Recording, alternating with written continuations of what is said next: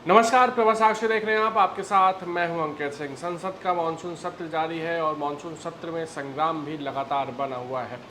विपक्ष और सत्ता पक्ष आमने सामने है। विपक्ष लगातार छात्रों का जो आंदोलन हुआ और राम मंदिर में चंदा चोरी का जो मामला है उसको लेकर सरकार को घेरने की कोशिश कर रहा है। विपक्ष की ओर से अमित शाह का इस्तीफा मांगा जा रहा है। इसके अलावा विपक्ष साफ तौर पे कह रहा है कि जो कुछ भी राम मंदिर चंदा चोरी मामले में सामने आया है उस पर सीधे तौर पर प्रधानमंत्री नरेंद्र मोदी को जवाब देना होगा।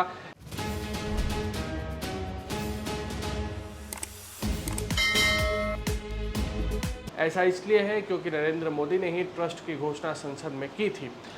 लेकिन इन सब के बीच एक बड़ी खबर सामने आ रही है। बड़ी खबर ये है कि डीलिमिटेशन बिल, जिसकी चर्चा संसद सत्र शुरू होने से पहले खूब थी कि इस दौरान ये बिल आ सकता है, उसको लेकर एक बड़ी खबर सामने आई है। सूत्रों के हवाले से एक बड़ी खबर सामने आई है।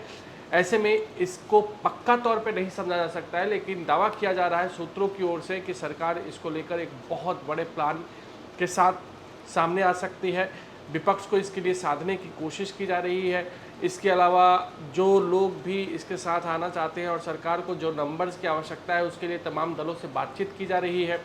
और सरकार का जो पूरा प्लान है वो ये है कि मानसून सत्र जो 13 तारीख को ख़त्म होना है उसको सदन को अनिश्चितकाल के लिए उस समय स्थगित नहीं किया जाएगा और 16 से 18 के बीच, यानी कि 16, 17 और 18 ये 3 दिन स्पेशल सेशन बुलाया जा सकता है। और इसी स्पेशल सेशन के दौरान डीलिमिटेशन बिल और विमेन रिजर्वेशन बिल पर चर्चा हो सकती है और इसको सदन में, संसद में पास कराने की कोशिश सरकार की ओर से की जाएगी।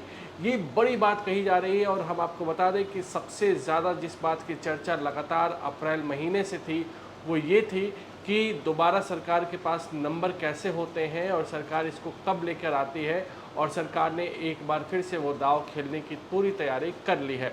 भले ही मानसून सेशन में हमने देखा कि किस तरीके से पूरा का पूरा मानसून सत्र जो है अब तक वो छात्रों के आंदोलन और राम मंदिर चंदा चोरी मामले पर ही डेडलॉक एक बना हुआ है सत्ता पक्ष और विपक्ष के बीच में। लेकिन कहीं ना कहीं अब ऐसा लग रहा है कि 15 अगस्त के बाद सरकार जो डिलिमिटेशन बिल पर जो नंबर्स चाहिए उन नंबर्स को साधने का प्रयास जो कर रही थी वो लगभग पूरे हो गए हैं और इसीलिए सरकार 15 अगस्त के बाद वो बिल लाने की तैयारी कर रही है। आज किरण रिजिजू और राहुल गांधी के बीच लंबी लगभग 40 मिनट के आसपास मुलाकात हुई है। दावा किया जा रहा है कि इस मुलाकात में डिलिमिटेशन बिल पर भी किरण रिजिजू ने सरकार का पक्ष रखा है और राहुल गांधी को समझाने की कोशिश हुई है। उस दौरान राहुल गांधी के भी पार्टी के 2-3 वरिष्ठ नेता थे जो उन्हें समझाने की कोशिश कर रहे थे कि सरकार से उन्हें क्या उम्मीद करनी चाहिए। इसके अलावा राहुल गांधी ने ये कहा है कि हम अमित शाह से इस्तीफे की मांग छोड़ सकते हैं लेकिन उन्हें संसद में आकर बयान देना होगा। हालांकि विपक्ष साफ तौर पे कह रहा है कि संसद में अमित शाह क्यों नहीं आ रहे हैं और साथ ही साथ प्रधानमंत्री को भी ज़बरदस्त तरीके से घेरा जा रहा है। संसद के बाहर विपक्ष लगातार नारेबाजी कर रहा है, पोस्टर्स और बैनर लेकर विरोध प्रदर्शन कर रहा है।